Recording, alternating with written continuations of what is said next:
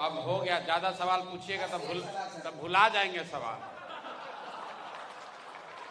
जब कहानियां भोजपुरी में बतियावे के तब भोजपुरी में कहता नहीं कि सब सवाल भुला जाइए। तब पीछे से भाई साहब खड़ा हो कहला उनकी पिछला हाली रवा हमारे सवाल इग्नोर कर दिले रहे, अब क्या हाली भी इग्नोर करब काहे से कि रवा सवाल में कोनो दम नहीं है। सबसे पहले तो आप सभी महानुभावों का यहाँ पर स्वागत है कि आप लोग समय निकाल कर बरसात की शाम में जब घरे बैठ के पकौड़ा चाय खाए के मन होत रहे तो छोड़ के रवा जा आइल बानी, एक खातिर रवा के धन्यवाद कर रहा बानी। बिहार में छपरा में, सिवान में, गोपालगंज में, इन शहरों में 100, 200, 400, 500 आदमी बैठ के नेताजी से सवाल करत हड़न, यही अपने आप में जन स्वराज की सबसे बड़ी सफलता है। न तो आदमी ऐजा 25-30 वर्ष से तो चुनाव और राजनीति से उतने जानत हन कि अब क्या लालू जी के लावे के बाद कि लालू जी के हरावे के बाद, इसके आगे तो कभी आप सोचे ही नहीं। लंबा लंबा आप बात जरूर कर रहे हैं, लेकिन हम आपको बता रहे हैं, कई आदमी यहाँ खड़े होकर कहे कि भैया ये नया जेपी हैं, नया गांधी हैं। भाई, पदयात्रा कर देने से कोई गांधी नहीं बन जाता है। 4 गो चुनाव जीत लेने से आप चाणक्य नहीं बन जाइएगा, नारा दे देने से आप जेपी नहीं बन जाइएगा। हम लोग बहुत छोटे लोग हैं, बहुत साधारण लोग हैं। ये बहुत बड़े बड़े लोगों का आप लोग नाम लेते हैं, जेपी, गांधी, चाणक्य, चंद्रगुप्त, ये सदियों में कोई 1-2 आदमी पैदा हुआ है।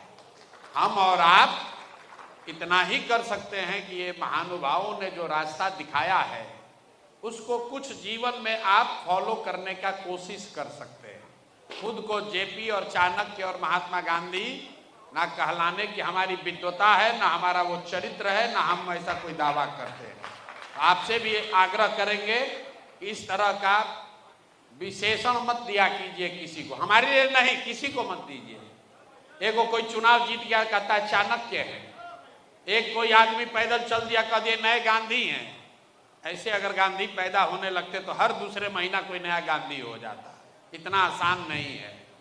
रह गई बात कि भाई आप जन स्वराज की इस सभा में आए हैं, कई लोग आशा अपेक्षा से भी आए हैं, समय निकाल कर जो भी आया है तो ये सोच कर ही आया है कि भाई कुछ अच्छा हो। आपकी चाहत है, कुछ आपकी अपनी शंकाएं भी हैं, कुछ आपका अपना डर भी है, कुछ आपने अपने सुझाव भी रखे हैं। तो सबसे पहले जो आपकी शंका है, भाई साहब ने कहा कि भाई आप पर भरोसा क्यों करें, आप पर भरोसा क्यों करें। 14 में भी तो क्यों आया था, उसने भी तो यही बात कही थी। 14 ही क्यों, आपको तो 52 से ही लोग बढ़िया बढ़िया बात बता रहे हैं।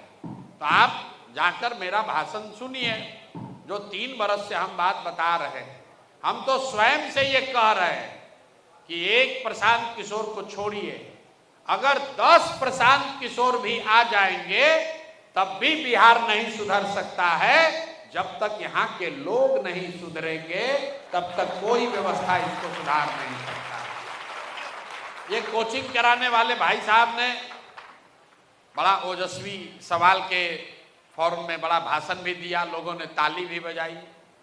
इतना लंबा लंबा उन्होंने कहा सामान्य को चुनिए, हमारा लोकल चुनिए, स्थानीय चुनिए, विदेशी चुनिए। भाजपा के एक साथी कार्यकर्ता ने भी कहा भैया 5000 वोट दिलवाए हैं मोदी के लिए। गुस्सा तो है, लेकिन कहते कहते सोचे ना मोदी देश के लिए ठीक है, यहाँ के लिए बदलने के लिए तैयार हो गए। लेकिन देखिए ये जितने लोग हैं युवा साथी, पीछे से एक आदमी भाषण दिया कि युवा ही क्यों नहीं होना चाहिए। तो मेरे भाई, छपरा की जो समस्या है, जो मढ़ौरा की समस्या है, या आपके गांव पंचायत की समस्या है, या शिक्षा की, भ्रष्टाचार की, पलायन की समस्या है, इसमें कोई ऐसी समस्या नहीं है जो पिछले 1-1.5 साल में शुरू हुई है। ये वर्षों से चला आ रहा है। मढ़ौरा आज नहीं बंद हुआ है, लेकिन जरा आप अपने से पूछिए कि आपके विधायक कितना बार से आप उनको जिता रहे हैं, आपके सांसद महोदय को आप कितना बार से जिता रहे हैं। आप तुरंत कहिएगा भैया 2 बार, 3 बार, 4 बार। अरे भाई, तो एक और आप कह रहे हो कि मढ़ौरा में चीनी मिल चालू कीजिएगा तब वोट देंगे, और 4 बार से उसको जिता रहे हो जो मढ़ौरा मिल का चीनी का चालू करना तो छोड़िए, वहां जमीन खरीद बिक्री करके बेच दिया। दोनों बात कैसे होगा रे भाई? भाई साहब कह रहे सामान्य आदमी को दीजिए, डॉक्टर साहब है उनसे भेंटे नहीं हो रहा है। डॉक्टर साहब कितना बार से जीत रहे हैं, उनको वोट 2 बार से 10 वर्ष हो गया। वोट उनको पंजाब के आदमी ने नहीं दिया, उनको लुधियाना के आदमी ने आकर वोट नहीं दिया है, वोट आपने हमने दिया है। तब काहे शिकायत करते हैं? वोटो दीजिएगा और शिकायतों कीजिएगा। लोग तुरंत कहता है भैया हमारे पास विकल्प नहीं था। यहां पर बैठे हुए जितने लोग हैं पूछेंगे भैया अपने सांसद को, महाराजगंज छपरा के सांसद को 3-3 बार से काहे जिता रहे हो? काम नहीं किए हरा देते। तो तुरंत आदमी कहता है भैया विकल्प नहीं था। आप जरा बताइए, सब लोग तो पढ़े लिखे लोग हैं, ईवीएम पर इस बार यहां नोटा था कि नहीं था? नोटा था कि नहीं था? आदमी कहता है भैया नोटा पर वोट देंगे, वोट बर्बाद हो जाएगा। अरे भाई आप पढ़े लिखे लोग हैं, संवैधानिक व्यवस्था है कि अगर नोटा को सबसे ज्यादा वोट आ जाए तो जितने प्रत्याशी खड़े हैं उस सबको डीबार करके पार्टियों पर ये दबाव होगा, पार्टियों पर ये कंपल्सन होगा कि उनको नए उम्मीदवार देकर फिर से चुनाव कराना पड़ेगा। लेकिन जिस दिन वोट देना था उस दिन तो आपको मोदी जी दिखे, उस दिन आपको राम मंदिर दिखा, उस दिन लालू से हिसाब किताब दिखा, उस दिन आपको अपना जात दिखा, उस दिन रात में बटने वाला मुर्गा भात दिखा, 2 पाउच का हिसाब किताब भी लगाया गया। तब वोटवा दे दिए जब पाउच पर, मुर्गा भात खा कर अपने जात पर, तब भैया थोड़े दिन मरहौड़ा मिल और बंद रहेगा, कैसे चालू होगा? भाई जब तक नेताओं के मन में ये डर नहीं होगा कि हम काम नहीं करेंगे तो जनता हमको हराएगी, तब तक बिहार में सुधार नहीं होगा। और चाहे जनसुराज का ही जीत कर क्यों ना आ जाए, अगर जनसुराज के लोग भी जीत कर आ जाएं और जान जाएगा कि भैया हमको जनता इस बार वोट देने ही वाली है, कोई काम क्यों करेगा? यही नीतीश कुमार 2005 से लेकर 2010 में काम किए थे, लेकिन 10 के बाद उनको हो गया कि लालू जी के डर से वोट हम ही को पड़ेगा। 15 के बाद तो उन्होंने ऐसा फॉर्मूला बना लिया है कि वोट आप किसी को दीजिएगा हम ही रहेंगे। भैया जिसको दबाना है दबा दो, कांग्रेस को दबा दो, ललटेन को दबा दो, कमल को दबा दो, कुर्सियां पर तो हम ही बैठेंगे। तो उत्तरोत्तर काम करना बंद कर दिया उन्होंने, मालूम है चीफ मिनिस्टर हम ही रहेंगे। अगर यहाँ के विद्यार्थियों को ये पता हो कि हमको 95% नंबर आएगा ही आएगा तो हम काहे पढ़ाई करेंगे भाई? तो बिहार की जनता ने पहले ही तय कर दिया है कि भैया हम वोट इन्हीं को देंगे। अगर आप लालू जी के विरोधी हैं तो आपको मालूम है, नेताओं को मालूम है कि हंस के गा के गरिया के वोटवा वोट उसी को दीजिएगा। 5 बरस बैठ के गरियाइएगा, लेकिन जब वोट होगा तो कहिए भैया कुछ हो लालू से तो ठीक है, चलो इसी को दे देते हैं मन मार के, कम से कम अपहरण नहीं है, रंगदारी नहीं है। यही हाल अपने मुसलमान भाइयों का है। ये लोग का दुर्दशा देखिए, दलितों के बाद सबसे ज्यादा गरीब बदहाल फटेहाल अगर कोई है तो मुसलमान है। वो जानता है बेचारा, अपनी स्थिति को जानता है, लेकिन चुनाव आता है उसके सामने दिखता है भैया भाजपा को दे नहीं सकते हैं तो वोट अब दे किसको? तो लालटेने दिख रहा है, इसी में किरासन तेल बन के जले जा रहे हैं। मेरे भाई जब तक आप नहीं सुधरोगे तब तक कोई सुधार होने वाला नहीं है। जनसुराज इतना ही आपको कर रहा है कि आपको एक विकल्प दे रहा है, आप चाहिए तो ट्राई कीजिए, मत नहीं माने तो जहां है वहीं रहिए। अब भाई साहब कह रहे हैं आप पर काहे भरोसा करें? पहले से हमारे पास 2 लोग हैं, हमको ठगा है। जो सवाल पूछ रहे हैं उसी में इन्होंने उत्तर दे दिया। ये कह रहे हैं कि जो 2 आदमी है वह हमको 14 से 10 साल से 15 साल से ठग रहा है। आप नया नया आए हैं, मान लीजिए हम नया नया ठग आए हैं, तो आपको तय करना है कि जो 20 बरिस से ठग रहा है उसी से ठगाते रहिएगा कि कोनो नया आदमी को ट्राई करिएगा। अरे आप तय कर लो भाई, हम इतना बुर्बक तो है नहीं कि आपको कहेंगे कि हम आपको ठगने वाले हैं। आप लोग जो ये सवाल पूछते हैं कि भैया आप पर भरोसा कैसे करें, तो आप ये बताइए कि मान लीजिए हमको आपका गला काटना है तो हम ये कहेंगे कि हम गला काटेंगे? तो इस सवाल पूछने का क्या मतलब है? लेकिन आपने सवाल पूछा है तो उत्तर तो देना पड़ेगा। तो मेरे भाई, आपको जन सुराज पर भरोसा करना चाहिए कि नहीं, उसका उत्तर यह है कि मान लीजिए कि आपको चीनी का बीमारी है, डॉक्टर साहब के पास आप गए हैं इलाज कराने, डॉक्टर ने दवा दिया और साथ में यह कह दिया कि इलाज आपको करा रहे हैं, ये रोग ठीक नहीं होगा, अब संयम से रहिए, दवा खाते रहिए, चीनी मत खाइएगा, चावल मत खाइएगा, योगा कीजिए, पैदल टहलिए, तो आपका ये कंट्रोल में रहेगा। आप मन महसूस के आ गए, घर वालों ने पूछा तो आपने कहा भैया जो दशा है वही है, अब सुधरेगा नहीं, डॉक्टर साहब बोले हैं चीनी के रोग के साथ ही अब हमको अपना जीना पड़ेगा। कोई आपका मित्र दोस्त बताया कि भैया दिल्ली में वो नया डॉक्टर आया है, उसके पास चीनी का रोग का इलाज है, आप टिकट उकट कटा के जाइएगा, और कुछ नहीं तो मोदी जी का वंदे भारत पकड़ के जाइएगा। वहां डॉक्टर साहब के पास आप पहुंच गए, आपने डॉक्टर को कहा कि सर सुने हैं कि आपके पास चीनी के रोग का इलाज है, तो डॉक्टर आपको बताएगा कि हाँ इलाज तो है, लेकिन नई दवा आई है, अभी अमेरिका में अभी इसका ट्रायल हुआ है, 50% संभावना है आपका चीनी का रोग ठीक भी हो सकता है, 50% संभावना है ठीक नहीं भी हो सकता है। आप क्या कहिएगा? आप तुरंत पूछेगा कि अच्छा इसको खाने से कोई नुकसान भी हो सकता है क्या? नई दवा है, नुकसान भी हो सकता है। डॉक्टर आपको बोलता है ना नुकसान कुछ नहीं होगा, लेकिन ठीक होने की संभावना 50% है, तो आप क्या कहिएगा? सर तुरंत दीजिए, ट्राई करके देखते हैं, नुकसान नहीं होगा, 50% ठीक हो जाए शायद। तो भैया जन सुराज वही नई दवा है, अगर इसको खाइएगा तो ठीक हो भी सकता है, ठीक नहीं भी हो सकता है। तो यहाँ जितने लोग होशियार लोग बैठे हैं, आप लोग तय कर लीजिए कि वो दवा खाना है जिसको खा खा के थक गए हैं, जानते हैं कि इससे ठीक नहीं होना है, तो एक्सपायर दवा खाना है कि मार्केट में जो नया दवा आया है जिसमें 50% संभावना है लेकिन है तो भाई सुधरने का, तो कौन दवा खाना है आप तय कर लीजिए। तो जो राजद है, भाजपा है, जदयू, कांग्रेस है, ये पुरानी दवा है, आप देख लिए, जांच लिए, परख लिए, मदद करके, गरिया के, उलट के पुलट के देख लिए, इससे सुधरने वाला नहीं है। अब एक नया प्रयास, एक नई दवा जन सुराज के तौर पर आई है, आप इसको ट्राई करके देखिए, नहीं ठीक होगा तो 5 वर्ष के बाद इसको भी पलट दीजिएगा, उसमें क्या दिक्कत है? अरे भाई 5 वर्ष का ही तो समय आपको देना है, 5 वर्ष में जीवन नहीं बदलेगा। 35 वर्ष से लालू नीतीश पर अटके हुए हैं, तो 5 वर्ष नए दवा ट्राई करके देख लीजिए, शायद काम हो जाए। अगर आपको भरोसा नहीं है तब भी आपको ट्राई करना चाहिए, भरोसा है तब तो कोई बातें नहीं है। 2-3 बातें जो लोगों ने कहा बताया, अधिवक्ता लोग 4 को 5 को हमेशा रहते हैं इस तरह की मीटिंग में, ए भैया अधिवक्ता के लिए क्या कीजिएगा, कोई शिक्षक है कहता भैया शिक्षक के लिए क्या कीजिएगा।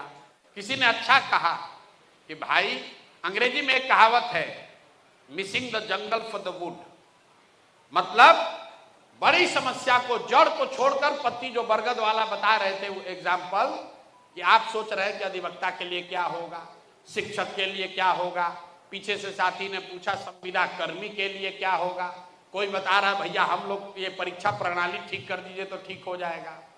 मेरे भाई बिहार में जो मूल समस्या है, जब तक आप यहाँ के शिक्षा को नहीं सुधारिएगा, जब तक लोग यहाँ पढ़ेंगे नहीं, और जो पढ़ा लिखा हो या न पढ़ा लिखा हो उसके लिए रोजी रोजगार नहीं होगा, और यहाँ की जमीन को प्रोडक्टिव नहीं बनाया जाएगा, तब तक यहाँ सुधार नहीं हो सकता है। दुनिया में जितने विद्वान हुए हैं, दुनिया में जितने विद्वान हैं, उन्होंने बताया है गरीबी से समाज को निकालने के 3 ही रास्ते हैं। एक है पढ़ाई, दूसरा है रोजी रोजगार, बिजनेस, व्यापार, जिसके लिए आपके पास पूंजी होना चाहिए, और तीसरा है जमीन। अगर आपके पास पढ़ाई हो, अच्छी पढ़ाई हो, तो पढ़ लिख कर आप नौकरी कर सकते हैं, व्यापार कर सकते हैं, अपने और अपने परिवार को गरीबी से निकाल सकते हैं। अगर आप पढ़े लिखे नहीं हैं, आपके पास जमीन हो, तो जमीन के जरिए भी खेती करके या जमीन के जरिए दूसरा रोजी रोजगार करके भी आप गरीबी से निकल सकते हैं। और जिसके पास दोनों नहीं है, उसके पास अगर पूंजी हो, पैसा हो, तो कोई ना कोई छोटा मोटा रोजी रोजगार, व्यापार करके भी आप अपना जीवन सुधार सकते हैं। बिहार के समाज को अगर आप ध्यान से देखिएगा तो यहां पर 2/3 से ज्यादा लोगों के पास ये तीनों में तीनों चीज नहीं है। यहां 2/3 से ज्यादा लोगों के पास न पढ़ाई है, न जमीन है, न पैसा पूंजी है। इसीलिए आपको इतनी गरीबी दिखती है। देश भर में तरक्की हो रही है लेकिन बिहार में गरीबी कम नहीं हो रहा है, इसलिए कि यहाँ ज्यादातर लोग जो गरीब आदमी है उसके और उसके बच्चों के पास पढ़ने की सुविधा नहीं है। जो जमीन की बात है, बिहार में 100 में 60 आदमी के पास एक धूर जमीन नहीं है। ये आंकड़ा याद रखिए। यहाँ समाजवाद का बात लोग करते हैं, सामाजिक न्याय की राजनीति होती है, लेकिन बिहार में 100 में 60 आदमी उसके पास 1 इंच जमीन नहीं है। देश में 100 में 38 आदमी के पास जमीन नहीं है, लेकिन बिहार में 100 में 60 आदमी के पास जमीन नहीं है। और तीसरा पूंजी की जो बात है, बिहार में रहने वाले 100 में 80 लोग, ध्यान से याद रखिए, 100 में 80 आदमी आज भी दिन में 100 रुपया भी नहीं कमाता है। 100 रुपया भी नहीं कमा रहा। आप जैसे लोग ये भी पूछते हैं कि ऐसा कैसे है कि 100 रुपया नहीं कमाएगा, 300 रुपया तो भैया मजदूरी है। मेरे भाई, अगर 300 रुपया मजदूरी किसी को मिल रहा है, उसके परिवार में पत्नी बाल बच्चा लेके 5 आदमी है, तो उसको प्रति व्यक्ति प्रतिदिन 60 रुपया ही मिला, और वो भी मजदूरी 30 दिन नहीं मिली, 15 दिन मिला, तो उसको प्रति व्यक्ति प्रतिदिन 30 रुपया ही हुआ। तो आपके पास पढ़ाई का साधन है नहीं, जमीन से खेती करने का उपाय है नहीं, और रोजी रोजगार करने के लिए पैसा पूंजी है ये नहीं है, तो कैसे गरीबी खत्म होगा? जिसको चुनना है चुन दीजिए। सरकार चाहे सड़क बना दे कि बांध बना दे, सरकार चाहे बिजली ला दे या ट्रेन चला दे, आपकी हमारी गरीबी खत्म नहीं हो सकती है। बिहार में गरीबी तब खत्म होगी जब यहाँ पर बच्चों के पढ़ने की व्यवस्था होगी। गरीबी खत्म तब होगी जब जमीन का सही बंटवारा हो, जमीन के ओनरशिप को, लैंडलेसनेस को कम किया जाए, और जिसके पास जमीन है उसकी प्रोडक्टिविटी को बढ़ाया जाए। और तीसरी बात, हर युवा साथी के हाथ में वो पैसा पूंजी मुहैया कराया जाए ताकि घर घर रोजी रोजगार हो। तो पूरी जो जन सुराज का जो प्रयास है वो सिर्फ इसी 3 बात के लिए है। पहला बात हम लोग क्या कह रहे हैं कि 15 साल से कम उम्र के बच्चों के लिए बिहार में इतनी अच्छी शिक्षा की व्यवस्था बना दी जाए कि वो जीवन में कभी व्यवस्था पर बोझ न बने। तो ये व्यवस्था कैसे बनेगा, ये तो सब लोग कहता है। इसके लिए जन सुराज ने 2 रास्ते बताए। पहला रास्ता बताया गया कि हर प्रखंड में कम से कम 5 विद्यालयों को नेतरहाट के स्तर का बनाया जाए। ये क्यों कहा जा रहा है?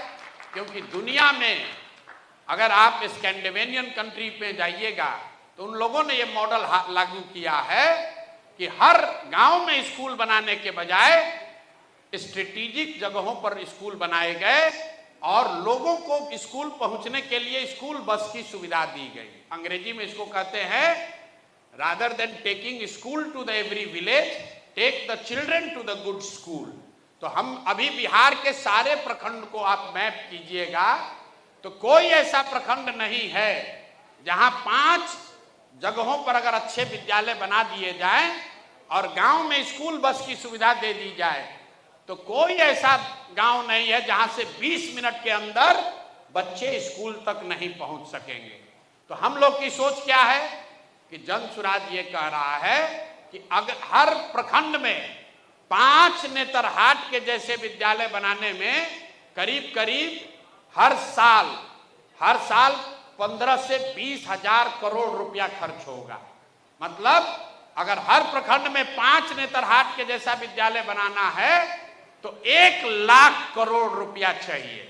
उतना पैसा तो बिहार में है नहीं।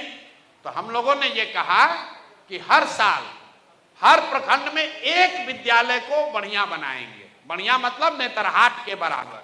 नेतरहाट क्यों कह रहे हैं? क्योंकि नेतरहाट सरकारी विद्यालय है, बिहार सरकार में बनाया चलाया गया। एक नेतरहाट से 1500 से ज्यादा IAS IPS बने हैं। आप अंदाजा लगाइए अगर बिहार में 5000 नेतरहाट स्कूल हो तो यहाँ के सोसाइटी पर, समाज पर कितना बड़ा प्रभाव आने वाले 10 साल 20 साल में पड़ेगा। तो जन सुराज की सोच ये है, अगले साल से हर साल जो शिक्षा का बजट है 60,000 करोड़, उसका 1/3 पैसा उन विद्यालयों को, हर प्रखंड से एक विद्यालय को चयनित करेंगे और उसको नेतरहाट के स्तर का करेंगे। और आने वाले 5 वर्ष में हर प्रखंड में अगले चुनाव से पहले आपको 5 नेतरहाट जैसा विद्यालय दिखेगा। अब मान लीजिए कि आपको 5 विद्यालय बनाने में 5 वर्ष लगेगा, तो लड़कों की उम्र तो रुक नहीं रही है।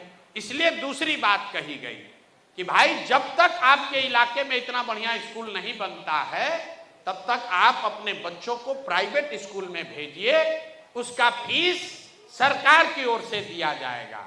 जिस पर उस भाई साहब ने सवाल पूछा कि इतना प्राइवेट स्कूल है क्या और इसका पैसा कहां से आएगा, तो पहले तो ये समझिए कि दुनिया भर में जो रिसर्च है, कई लोगों को लगता है कि प्राइवेट स्कूल का विकल्प मिलेगा तो सब लोग प्राइवेटे में पढ़ाएगा। नहीं, दुनिया का रिसर्च ये बताता है कि अगर सरकारी स्कूल अच्छा हो और प्राइवेट स्कूल भी हो और आपको विकल्प दे दिया जाए तो ज्यादातर लोग सरकारी स्कूल में ही पढ़ना चाहते हैं। मगर आपसे पूछा जाए कि भैया आपके बच्चे को डॉक्टर बनना है, आप अपने बच्चे को पीएमसीएच में पढ़ाइएगा या रमैया में पढ़ाइएगा। रमैया में पढ़ाइएगा तो फीस सरकार भरेगी, पीएमसीएच से आपका लड़का डॉक्टर करेगा तो फीस आपको भरना पड़ेगा। तो आप लोग क्या कहिएगा, ना भाई हमारा लड़का पीएमसीएच से ही पढ़ेगा। अगर आपको कोई कह दे कि आपका लड़का साइंस कॉलेज में पढ़ेगा कि एमएटी में पढ़ेगा, एमएटी में पढ़ेगा तो सरकार फीस भरेगी, तो आप क्या कहिएगा, भाई हमको फीस नहीं चाहिए, साइंस कॉलेज में एडमिशन चाहिए। तो अगर सरकारी व्यवस्था सुधर जाए तो ज्यादातर लोग सरकारी व्यवस्था में ही रहना चाहेंगे। सिर्फ शिक्षा के लिए नहीं है, यहां बैठा हुआ आदमी अगर आप बीमार पड़ जाए, भगवान ना करे बीमार पड़ जाए, आपको कोई कहे एम्स में जाइएगा कि अपोलो में जाइएगा, आप कहिएगा भैया एम्स में सीट मिल जाए तो वहीं जाएंगे। ये पूरे दुनिया का रिसर्च है। तो हम लोग का ऐसा मानना है कि जब तक ये सरकारी व्यवस्था को सुधारने में जो 5-10 वर्ष लगेगा, तब तक लोगों का नुकसान न हो, इसलिए उनको ये सुविधा दे दी जाए कि वो अपने इलाके के प्राइवेट स्कूल में अपने बच्चों को पढ़ाएं और उसका एक रेगुलेटेड फीस, मार्केट फीस नहीं, रेगुलेटेड फीस सरकार की ओर से भरा जाएगा। अब आप समझिए, आप पूछे भैया पैसा कहां से आएगा, तो भैया जो सरकारी स्कूल चलता है उसमें जो बच्चे पढ़ते हैं ये फ्री नहीं है। ये बिहार में स्कूल में पढ़ने वाले, प्राथमिक और माध्यमिक स्कूलों में पढ़ने वाले बच्चों पर हर साल आपका हमारा सरकार, आपका हमारा 864 रुपया प्रति बालक प्रति महीना खर्च कर रही है। स्कूल में स्कूल चलाना फ्री नहीं है। 864 रुपया पिछले वित्तीय वर्ष में खर्च किया गया है हर उस बालक को पढ़ाने में जो कि सरकारी स्कूल में पढ़ रहा है।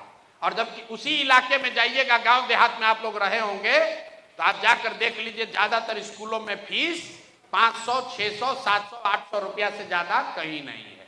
तो सरकारी स्कूल से अगर 1/3 बच्चे या 40% बच्चे प्राइवेट में जाने भी लगे तो उससे सरकार पर कोई अलग से आर्थिक लोड नहीं आएगा। ये हम लोग की सोच है। अगर इन दोनों चीज को करेंगे तो निश्चित तौर पर आने वाले समय में बिहार में देश की सबसे अच्छी प्राथमिक और माध्यमिक शिक्षा की व्यवस्था बनाई जा सकती है। कुछ लड़के पूछते हैं भैया यूनिवर्सिटी का बात आप नहीं करते हैं। यहां पर राजद के नेता है तेजस्वी यादव, उन्होंने कहा कि प्रशांत किशोर तो स्कूल बनाने का बात कर रहा, हम वर्ल्ड क्लास यूनिवर्सिटी बनाएंगे। तो हमसे लोगों ने पूछा भाई आप यूनिवर्सिटी का बात नहीं करते हैं, तो आपको हम बता रहे हैं क्यों नहीं करते हैं। पूरे बिहार में 15% सामान्य परिवार के 15% बच्चे ही 12वीं पास करते हैं। दलित समाज के सिर्फ 3% बच्चे ही 12वीं पास करते हैं। अति पिछड़ा और मुसलमानों में 5 से 7% लड़के ही 12वीं पास कर रहे हैं। अगर आप राज्य का औसत देखेंगे तो जितने युवा साथी हैं उसमें 10% लड़के भी 12वीं पास नहीं करते हैं। तो जो लोग सामाजिक न्याय का राजनीति करता है, वंचित और पिछड़ों की बात करता है, उससे आप पूछिए कि अरे भाई तुम वर्ल्ड क्लास यूनिवर्सिटी बना भी दोगे तो उसमें पढ़ेगा कौन? जब आपका बच्चा 12वीं नहीं पास कर रहा है तो यूनिवर्सिटी में कौन पढ़ेगा? उसमें यूपी से और बंगलोर से आदमी आकर पढ़ेगा। हम यूनिवर्सिटी जनसुराज बनाना चाहता है, यूनिवर्सिटी बढ़िया होना चाहिए, लेकिन जब तक आप स्कूल की व्यवस्था को नहीं सुधारिएगा तब तक यूनिवर्सिटी सुधारने का कोई फायदा नहीं है। तो हम लोग की जो शिक्षा की पहले 5 वर्ष का जो फोकस है वो इस पर है कि देश का सबसे अच्छा प्राथमिक शिक्षा व्यवस्था बिहार में बनाई जाए। तो ये शिक्षा हम लोग इस तरह से सुधारना चाहते हैं। दूसरी बात जो पूंजी और पलायन को लेकर है, और तीसरी भूमि की बात, यही 3 बात आपको खाली कहेंगे। लैंड की प्रोडक्टिविटी को कैसे बढ़ाया जाए? तो हम लोग कह रहे हैं कि जनसुराज जब आएगा तो एक व्यापक भूमि सुधार कानून लागू किया जाएगा। कई लोगों ने हमको कहा कि भैया भूमि सुधार का बात कीजिएगा तो सवर्ण जातियां जो हैं वो नाराज हो जाएंगी। ऐसी कोई बात नहीं। मेरे भाई, बिहार में 1/3 से ज्यादा जमीन आज उसका मालिकाना हक डिस्प्यूटेड है।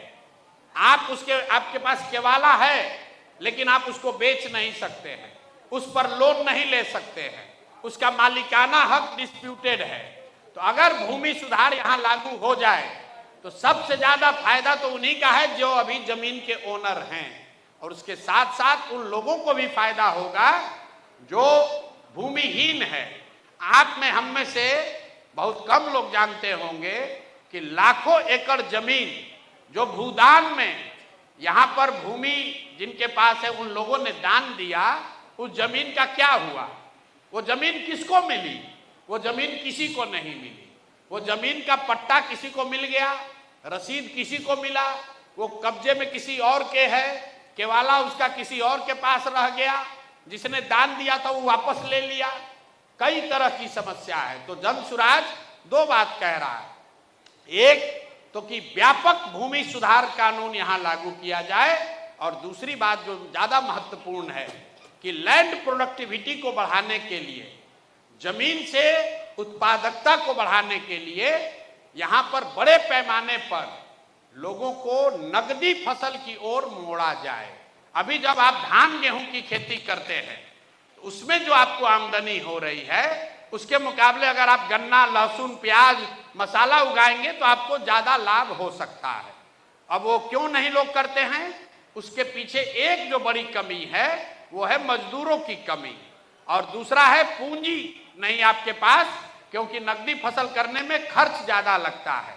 तो जनसुराज ने उसके 2 रास्ते बताए कि जैसे ही जनसुराज की व्यवस्था बनेगी तो मनरेगा को कृषि से जोड़, और जो किसान भी नकदी की फसल करना चाहता है उसको मनरेगा के तहत मजदूर मुफ्त में दिया जाएगा, ताकि वो धान गेहूं की खेती छोड़कर कोई नकदी फसल की खेती करे। इसका फायदा क्या होगा?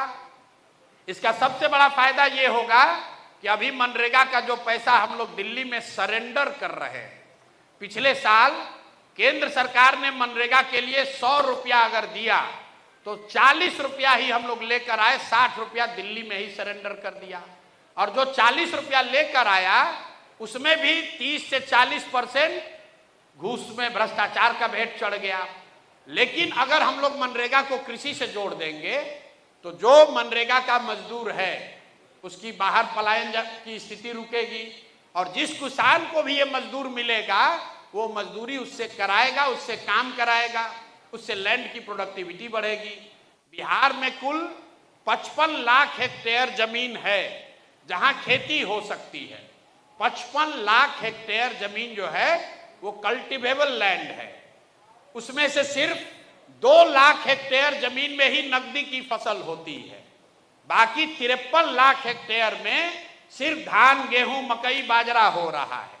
तो हम लोग का लक्ष्य है कि कम से कम 15 से 20 लाख हेक्टेयर में, मतलब 1/3 जमीन में नकदी की फसल हो, मसाले की, सब्जी की खेती हो, फल की खेती हो, ताकि यहां प्रति एकड़ आमदनी लोगों की बढ़े।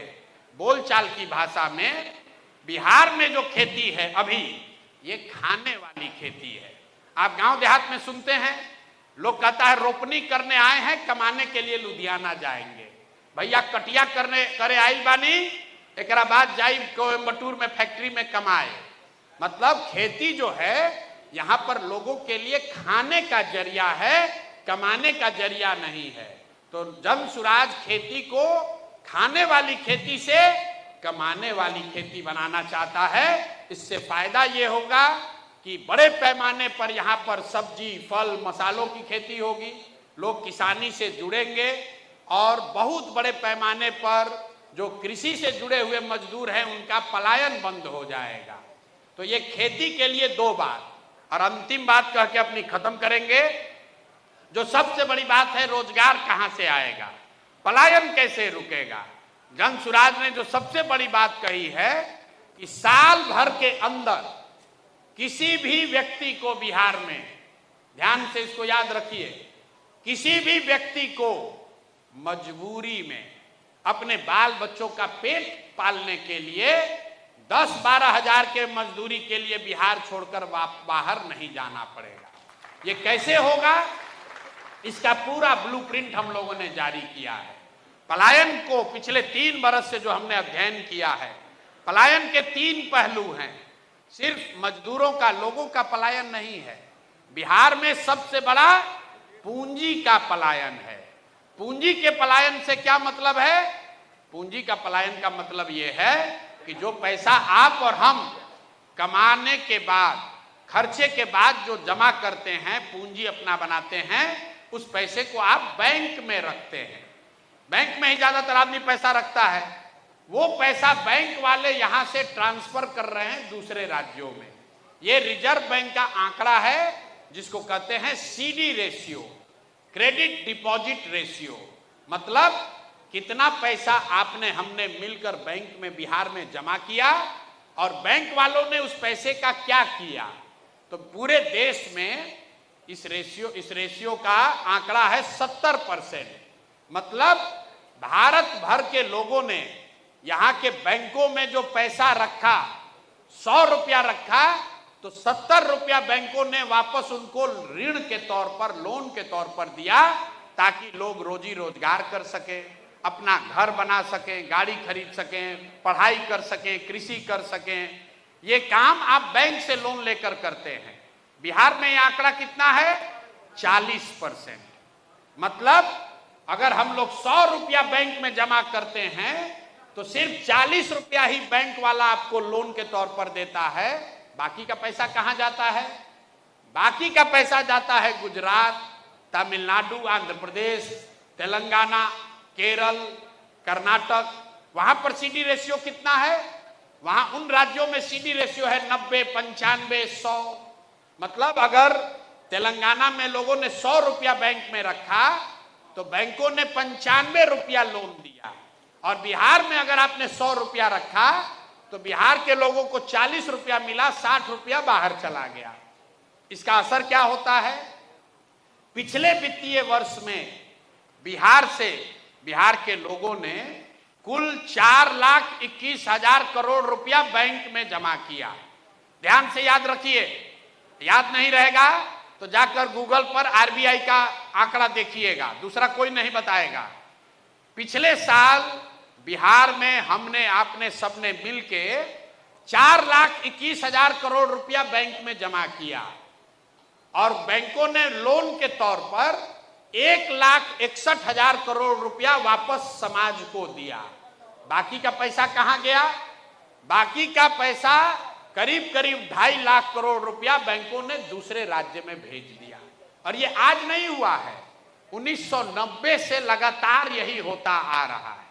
तो 1990 से लेकर पिछले साल तक रिजर्व बैंक ऑफ इंडिया बता रहा है कि 1990 से लेकर पिछले साल तक 26 लाख करोड़, 26,35,000 करोड़ रुपया यहां के बैंकों ने बिहार के लोगों का दूसरे राज्य में भेज दिया। आप अंदाजा लगाइए आप एक मरहोड़ा मिल के लिए झगड़ा कर रहे हैं, एगो कोई रेलवे का चक्का का फैक्ट्री लगा दिया तो आप सोचते हैं रोजगार आएगा। 26 लाख करोड़ रुपया जो आपका हमारा था, ये पैसा बैंकों ने दूसरे राज्य में भेज दिया। तो जब तक पूंजी के पलायन को आप नहीं रोकिएगा, तब तक यहां समर्थवान बुद्धि का पलायन नहीं रुकेगा। तो जनसुराज ये कह रहा है कि भैया सबसे पहले यहां से पूंजी का पलायन रुकना चाहिए। जैसे ही पूंजी का पलायन रोकेंगे तो बुद्धि का पलायन अपने आप रुकेगा। और जिस दिन पूंजी और बुद्धि का पलायन रुक गया, बिहार में इतना रोजी रोजगार हो जाएगा कि अपने आप लोगों का पलायन, मजदूरों का पलायन रुक जाएगा। अब आप पूछिएगा कि इतना बड़ा आप ज्ञान दे रहे हैं, ये अभी तक कोई दूसरा बात क्यों नहीं किया? ये तो बैंक को आप कैसे सुधार दीजिएगा? बैंक का मर्जी है? बैंक का मर्जी नहीं है, ये संवैधानिक व्यवस्था है। बैंक को ये जिम्मेवारी है कि कम से कम 70% पैसा उसको समाज को वापस करना है। ऐसा नहीं है कि बैंक में जो रुपया रखिएगा वो सब स्टॉक मार्केट में लगा देगा। बैंकों का रेगुलेशन है कि 70% पैसा उसको लोन के तौर पर देना है। इसके मॉनिटरिंग के लिए देश के स्तर पर प्रधानमंत्री, देश के स्तर पर प्रधानमंत्री के चेयरमैनशिप में कमेटी है। फिनांस मिनिस्टर हर 15 दिन पर इसकी मॉनिटरिंग करती हैं, रिपोर्ट आरबीआई जारी करता है कि बैंक वाले ये पैसा वापस दे रहे हैं कि नहीं दे रहे हैं। आरबीआई बाकायदा इसका आंकड़ा जारी करता है। राज्य के स्तर पर भी इस कमेटी का मुखिया मुख्यमंत्री है। तो अब आप कहिएगा कि यहाँ क्यों नहीं हो रहा है?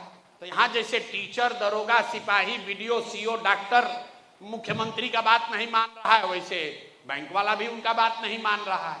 और दूसरी बात यह है कि यहाँ ज्यादातर लोगों को इसकी समझ ही नहीं है।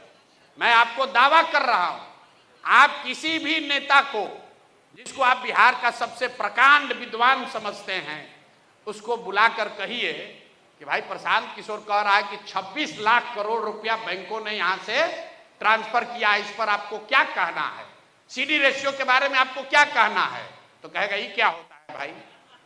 आप फिनांस मिनिस्टर को बुलाइए, आप बिहार के वित्त मंत्री को बुलाइए और उससे पूछिए कि भैया सीडी रेशियो क्या होता है।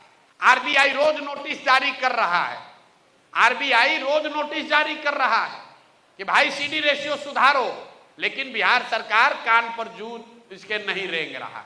तो जनसुराज को का पहला जो उपाय है कि यहां पर पूंजी की उपलब्धता हो।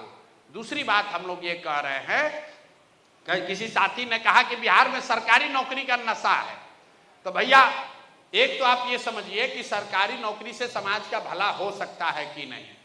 यहाँ लोग बड़ा बड़ा दावा करता है, कोई कह रहा है भैया हम 10 लाख नौकरी दे दिए, कोई कह रहा है 5 लाख दे दिए। भाई साहब ने कहा कि संविदा को छोड़ के आप परमानेंट नौकरी दिलवाइए। लोग इसी मकड़जाल में फंसे हैं। एक आंकड़ा याद रखिए, चपरासी से लेकर मुख्य सचिव तक जितने लोग बिहार में सरकारी नौकरी करते हैं, सबकी गिनती कीजिएगा तो 23.25 लाख लोग ही हैं। कुल 23.25 लाख लोग ही बिहार में सरकारी नौकरी करते हैं। मतलब 2%, 1.97% लोग ही सरकारी नौकरी करते हैं। कुछ लोग ये भ्रम फैलाता है कि बहुत वैकेंसी है, खाली है। तो देश के स्तर पर आंकड़ा क्या है? इंडिया में 3.1% लोग ही सरकारी नौकरी करते हैं। तो अगर बिहार में बहुत प्रयास किया जाए तो 1% और बढ़ाया जा सकता है, 5-7-10 लाख लोगों को नौकरी दी जा सकती है। लेकिन 13 करोड़ की आबादी को सरकारी नौकरी नहीं दिया जा सकता है, उससे समाज का बेरोजगारी दूर नहीं होगा। ये बात पहले आप समझ लीजिए। बेरोजगारी दूर करने का एकमात्र उपाय है कि लोगों के पास शिक्षा हो और काम करने के लिए सुविधा, पूंजी हो। तो पहला जब सीडी रेशियो सुधारिएगा तो लोगों के घर घर हाथ में पूंजी आएगा। जो आज 4 कमरे का घर बना रहा है वो 6 कमरे का बनाएगा। आज आप 1 गाड़ी खरीदे हैं, कल 2 गाड़ी खरीद सकते हैं। आज 1 दुकान चलाते हैं, कल 4 दुकान आप कीजिएगा। और दूसरी बात हम लोग कर रहे हैं, बिहार के समाज में, एकरा के भोजपुरी में समझी, गांव देहात में आदमी मूलधन से ज्यादा ब्याज से डराता है। हम लोग का जो समाज है ये गुजरात के जैसा नहीं है। गुजरात में आदमी लोन लेकर बिजनेस करता है, बिहार में आदमी लोन कब लेला? घर बनावे के होके, बेटी के बियाह करे के होके, लड़का के पढ़ावे के होके, घूस देवे के बाद तब वो आदमी लोन ले लिहन। लेकिन बिजनेस व्यापार खातिर ज्यादातर आदमी लोन नहीं लेता है। क्यों नहीं लेता है? उसको ब्याज से डर लगता है। गौवा में आदमी कहेला चक्रवृद्धि ब्याज हो जाई, बर्बाद हो जाइब, मूलधन तो जितना रहे ओकरा से ज्यादा लोन देवे पड़ी, ब्याज देवे पड़ी। इस मेंटालिटी को, इस मानसिकता को खत्म करने के लिए ये एक दिन में नहीं होगा, लेकिन 10-20 वर्ष में हम लोग का प्रयास है कि समाज में पैसा लेकर रोजी रोजगार करने का ये प्रवृत्ति शुरू हो। उसके लिए हम लोग एक इंटरेस्ट सबवेंशन स्कीम बता रहे हैं। अभी जब आप लोन लेते हैं बिजनेस व्यापार करने के लिए तो आपको 10%, 12% ब्याज लगता है। तो सरकार जब जन सुराज की बनेगी तो हम लोग कह रहे हैं कि अगर आप रोजी रोजगार के लिए लोन लेना चाहते हैं तो आपको 10-12% नहीं 4% ब्याज पैसा मिलेगा और 6% ब्याज सरकार भरेगी। क्यों भरेगी? क्योंकि आप जो रोजी रोजगार करेंगे उससे रोजगार का यहां अवसर पैदा होगा और इससे फायदा क्या होगा? 6,000 करोड़ रुपया अगर हम बजट से प्रावधान कर दें, ध्यान से सुनिए, 6,000 करोड़ रुपया अगर बजट से आप प्रावधान कर दें तो बिहार के लोगों को 1 लाख करोड़ रुपया बैंकों से मिल जाएगा रोजी रोजगार करने के लिए। तो हम ये नहीं कह रहे कि हम आएंगे बस सबको पैसा बांटने लगेंगे। राजद वाला कह रहा है, कांग्रेस वाला, तो राजद को तो कोई समझ नहीं है, वो तो कुछ कह सकता है। इसीलिए हमने कहा कि भाई कांग्रेस वाला कह रहा है कि हम 2,500 रुपया हर महिला को देंगे। अब सब लोग, आप लोग विद्वान लोग हैं, अपना अपना मोबाइल खोलिए, आप जरा समझिए, अगर हर महिला को 2,500 रुपया दिया जाए तो बिहार में 6 करोड़ महिला है। अगर नाबालिगों को हटा दिया जाए तो भी 4.5 करोड़ महिला हुई। 4.5 करोड़ महिला को हर महीना 2,500 रुपया दोगे तो साल भर में 1,50,000 करोड़ से ज्यादा रुपया चाहिए। बिहार सरकार का बजट है 1 लाख करोड़, बजट है 3,16,000 करोड़, लेकिन योजना मद में सिर्फ 1 लाख करोड़ ही उपलब्ध है। बाकी पैसा सैलरी देने में या इंटरेस्ट देने में खर्च होता है, एस्टेब्लिशमेंट पे। तो जो योजना मद में बजट है वो 1 लाख करोड़ का है और कांग्रेस और राजद वाले कह रहे हैं कि हम 1.5 लाख करोड़ रुपया महिलाओं को बांट देंगे। अब फिर आप वोट देने के बाद कहिएगा कि हमको ठग लिया। अरे भाई, वो तो पहले ही कह रहा है कि हम आपको ठगेंगे, 100 रुपया जेब में है और कह रहा है 150 देंगे। अब फिर भी जाके आप वोट दीजिएगा तो नेता आपको कहाँ ठग रहा है? आप तो खुदे ठगाने के लिए तैयार बैठे हुए हैं। भाई जाकर पूछो तो सही। अगर कोई कांग्रेस का नेता आकर कहता है तो उससे पूछिए कि भाई तुम कर्नाटक में ये सुविधा काहे नहीं दे रहे हो? तुम्हारी वहां भी सरकार है। तेलंगाना में ये सुविधा क्यों नहीं दे रहे हो? वहां भी तुम्हारी सरकार है। और वो तो कर्नाटक, तेलंगाना तो बिहार से 5 गुना 6 गुना ज्यादा धनी राज्य है। इस देश में दिल्ली और गोवा, उसके अलावा 1-2 और छोटा राज्य को अगर आप हटा दीजिए तो किसी राज्य की ताकत नहीं है कि वो अपने सभी महिलाओं को 2-2,500 रुपया हर महीना दे दे। महाराष्ट्र जैसे धनी राज्य में भी अभी जो लाडली बहना स्कीम चल रही है वो सिर्फ 1,500 रुपए देते हैं, वो भी कंडीशनल है। 1 करोड़ महिलाओं को दे रहे हैं। अब बिहार में तेजस्वी यादव कह रहे हैं कि हम 6 करोड़ महिला को 2,500 रुपया दे देंगे।